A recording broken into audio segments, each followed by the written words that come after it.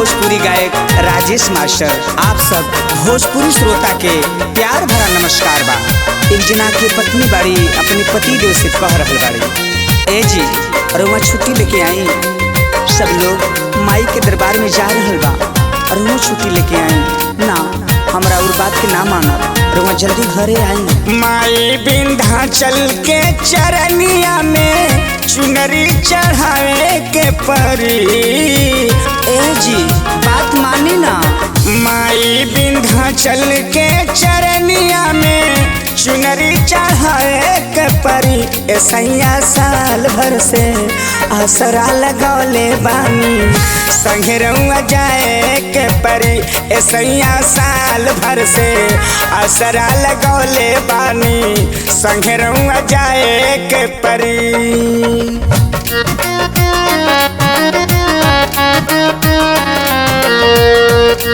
Music by R.P. Chandan Studio.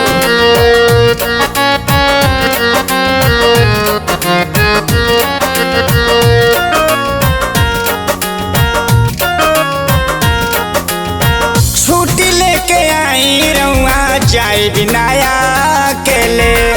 माई दुवरिया दोनों जाने चले के।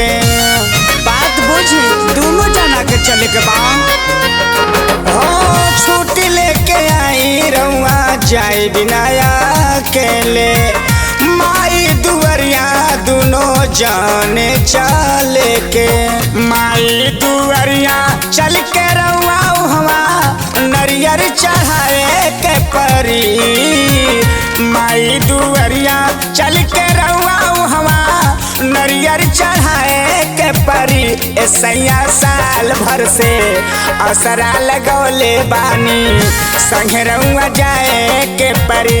ऐसैया साल भर से असरा लगौले बानी, संगे रउआ जाए के परी।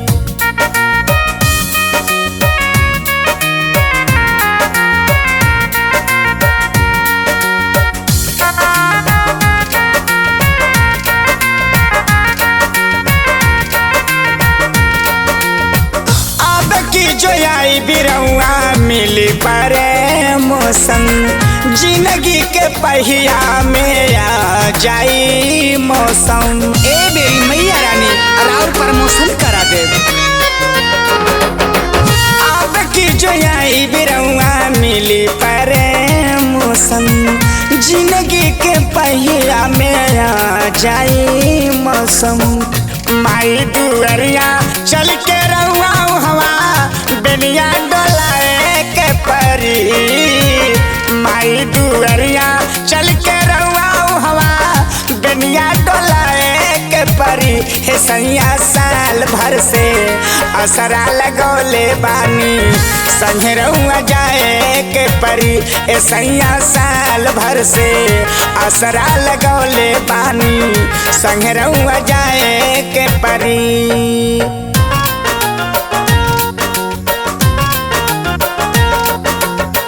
Music by R.P. Chandan Studio.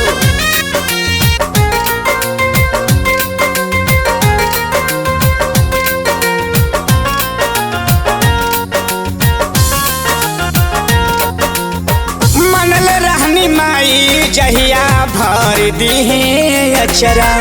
Master रजेश से गवाई भी हम पचरा। मैया रानी हमारा चरा भर देली, राजेश मास्टर जी से पचरा गवाले के बा। मनल रहनी माई जहिया भर दी अचरा। मास्टर रजेश से गवाई भी हम पचरा। माई दुअरिया चल के अचरा पर नाची करवाए के परी।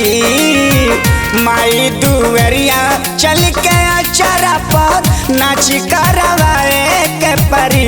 ऐसैया साल भर से असरा लगौले बानी, संगे रउआ जाए के परी। ऐसैया साल भर से असरा लगौले बानी, संगे रउआ जाए के परी।